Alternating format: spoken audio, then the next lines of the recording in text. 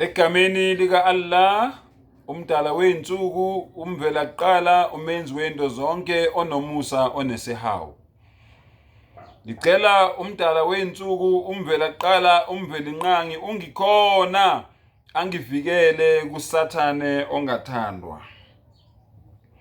Niyakwazi lokhu, bantu bakithi abathandekayo. Yilowo nalowo muntu makasheshe ukuzwa, aphuze ukukhuluma, aphuze ukuthukuthela. Ngokuba ulaka lomuntu alusebenzi ukulunga kuNkulunkulu. Ngakho lahlani yonke insila nokubi okuvamileyo, namukele ngomoya omnene izwi elitshaliweyo elinamandla okusindisa imiphefumulo yenu.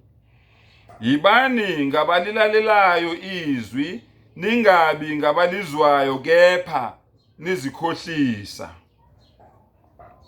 Ngokuba uma umuntu engolizwayo izwi engesiye olenzayo, lowo ufana nomuntu obuka ubuso bakhe bemvelo esibukweni.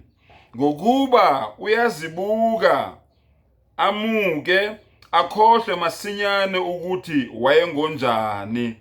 Kepha obukisisa emthethweni opheleleyo wenkululeko nohlala kuwo, engesiye ozwayo nje akhohlwe kodwa engowenzayo asebenze, lowo uzakuba ngobusisiweyo ekwenzeni kwakhe.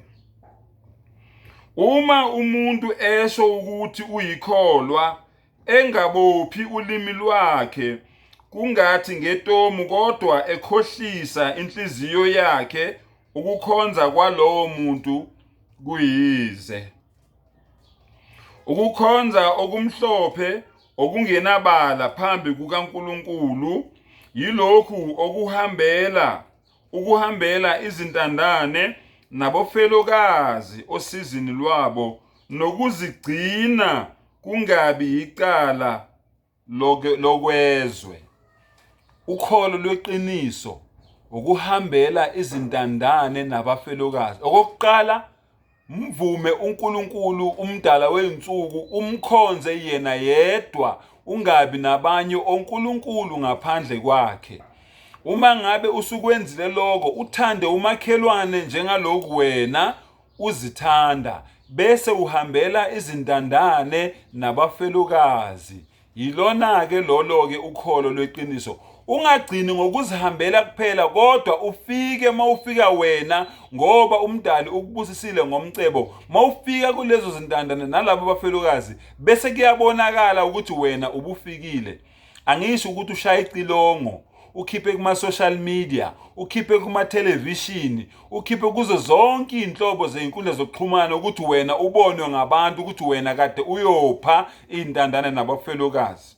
Uthi umdali usuwamukele umvuzo wakho, bazokubonga vele abantu. Awunasabelo phambi kombuso wami ngoba vele bowenzela abantu. Kodwa wena konke okuhle okwenzayo, isandla sokudla masingakwazi esikwenzayo esokhohlo, nesokhohlo masingakwazi esikwenzayo esokudla. Konke kwenze kube ukujabulisa umdali wakho yena yedwa. Wa akhiru da'wana anilhamdulillahi rabbil alamin.